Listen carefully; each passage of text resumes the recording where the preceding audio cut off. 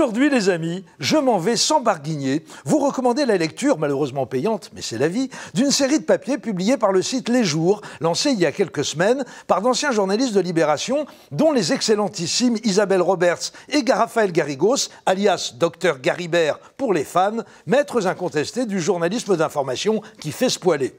Dans le dernier épisode en date de cet édifiant feuilleton, consacré à la reprise en main du groupe Canal+ par le jovial Vincent Bolloré, alias les Ventreurs Bigoudin, les Garibert publient le compte-rendu du comité d'entreprise du 3 septembre et surtout l'enregistrement du comité de management qui suivit le jour même et au cours duquel eut lieu la grande purge finale qui devait aboutir à faire de Canal+ ce qu'elle est aujourd'hui, une chaîne de télévision à l'image profondément dégradée, aux audiences calamiteuses, en perte de vitesse commerciale et dont la crédibilité auprès de ses abonnés est gravement atteinte.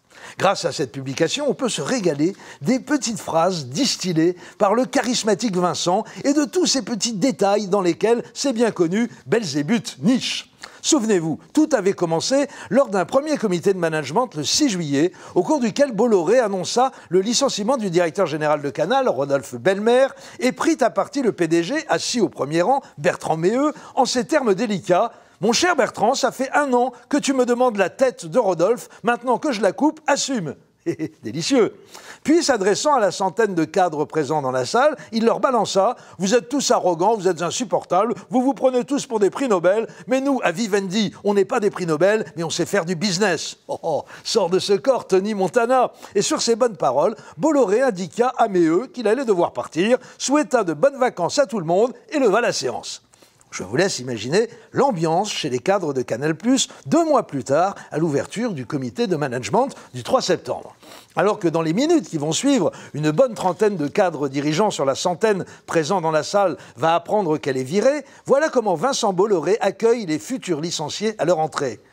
« Oh là là, vous avez l'air sérieux. Oh, vous inquiétez pas, je vais être tout doux. » Disons-le tout net, il se fout de la binette de ceux à qui il s'apprête à la couper. Et il ne boude pas son plaisir, ce polisson facétieux. Commentaire des Garibert, on croirait que l'adjectif chatmite a été inventé pour lui.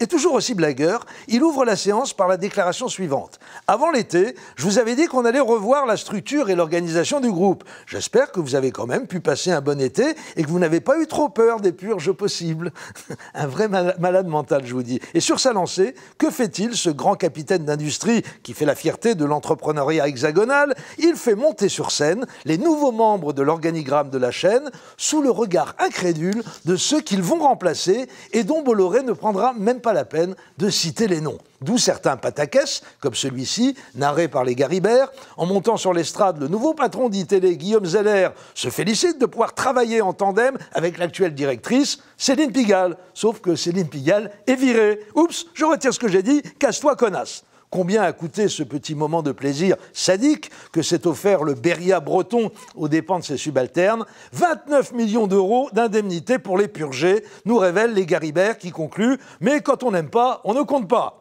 Lors de la réunion du comité d'entreprise qui avait précédé le comité de management fatal du 3 septembre, Bolloré avait annoncé la couleur avec cette phrase désormais célèbre: « La haute direction d'une grande maison mérite un peu de terreur, un peu de crainte. La terreur fait bouger les gens. » Alors dit comme ça peut paraître un peu brutal, pour ne pas dire délirant, mais venant d'un Bolloré, c'est normal, car voyez-vous, je cite toujours le patron de Vivendi, s'exprimant devant les membres de son CE réunis en ce 3 septembre mémorable, les Bolloré étaient de hardis bretons qui défendaient les embouchures des rivières contre les invasions des pirates anglais ou espagnols.